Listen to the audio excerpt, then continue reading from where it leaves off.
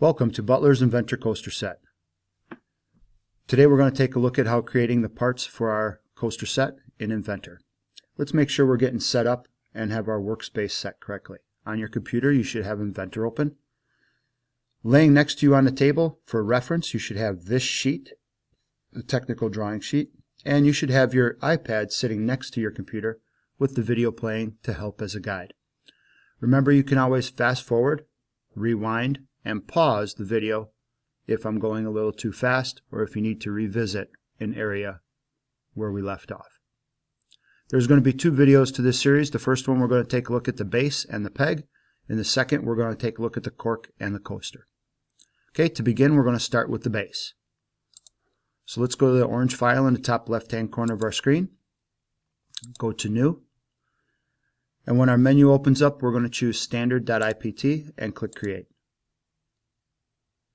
We're going to start with a 2D sketch from the ribbon bar on the left hand side. It looks like a drawing and a green plus mark. And we're going to place this on our XZ plane. Our top in our world view cube is not the correct direction for us to read it. So let's use our rotate arrows up here in the top right hand corner in order to turn that so our top is correct reading. Now let's go to our reference sheet.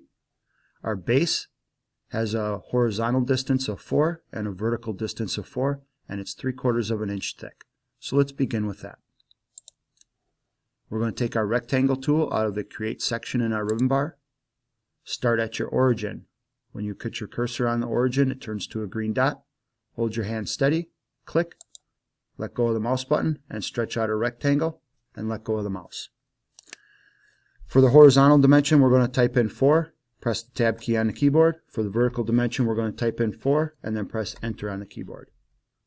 Then we're going to come up to the top in our ribbon bar on the right hand side, green check mark, Finish Sketch. And in our World View Cube over here on the side, we're going to click the Home button so that we can see what we created.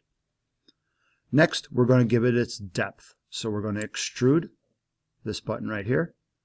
And we're going to extrude and flip our direction of the arrow that's pointing so that our sketch maintains on the top, and we're going to change the distance we're extruding right here to 0.75. Once you have those changed, the arrow direction and 0.75, click OK. Next, let's go back and reference our sheet again. We can see that there are two holes in here to accept the pegs for our coaster set, and they are 0.625 in from each edge of the base. So let's take a 2D sketch to drawing with the green plus mark, place that on the top.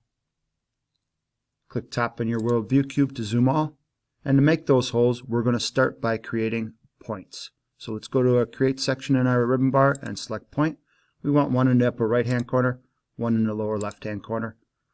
Press Escape key to let go of your point tool. Those dimensions in from the side, we're going to click the side of our part, side of our base, and the point. When they turn red, click on them. Bring that dimension down and off your screen, and we're going to change that dimension to 0.625. All these dimensions we're typing in now are going to be 0.625. Next, we're going to click the bottom of our part and the point. Bring that down dimension off to the side, and we're going to change that to 0.625. Same thing for this top one up here. We're going to click the top of our base, click the point, bring it off to the side, 0.625, and green check mark. Click the right side of our base, click the point, bring this up off your part, and enter in a dimension of 0.625, and green check mark. Okay, that looks great. Let's finish sketch, green check mark in the top ribbon bar, and let's take a look at that drawing again. The hole specification for both holes, it is 0.25 in diameter and 0.5 for a depth. So let's go take care of that on our part. In the Modify section on our ribbon bar, we're going to select our hole tool. It should automatically select both points. If it doesn't, you may have to click the point in each one of them. And let's take a look at our specification options here. We want a simple hole, no seat. We need to change this behavior here from through all to distance. So click this button right here. And then we're going to change our depth to 0.5. And we're going to change our diameter right here to 0.25. So once we have 0.5 and 0.25 entered in, click OK. Next, if we take a look at our drawing, we have 0.125 chamfers on all 8 sides. That's 4 on the top and 4 on the bottom. Back on our part, we're going to go up to our Modify section and find chamfer in the ribbon bar.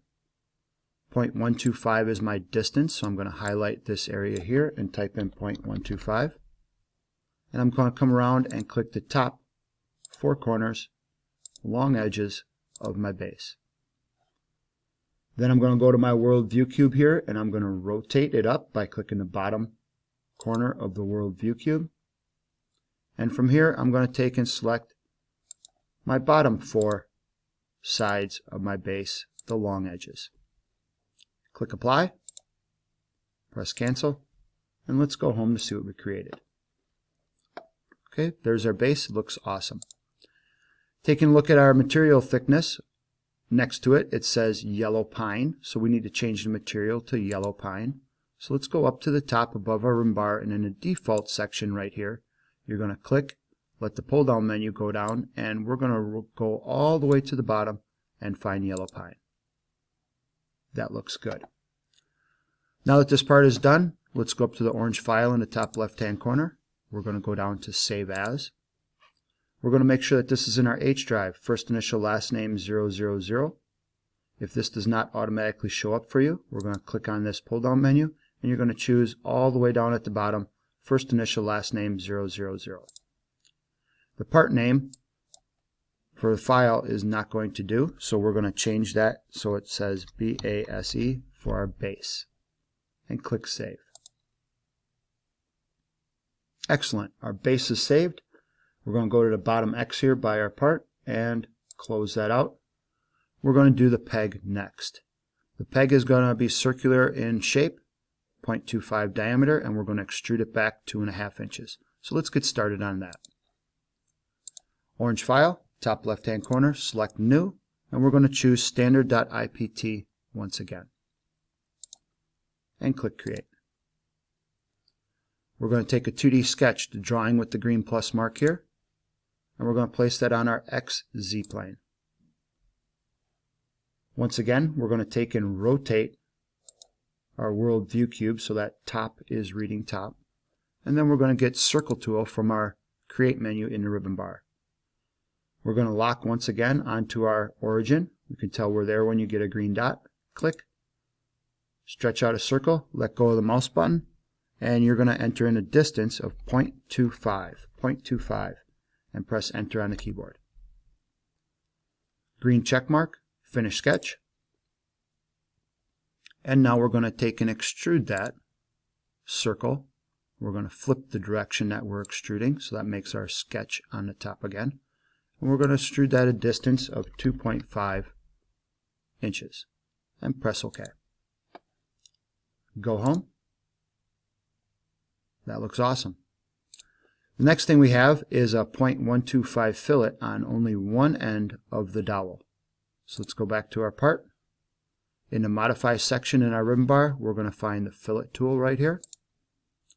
We're going to change our radius distance to 0.125.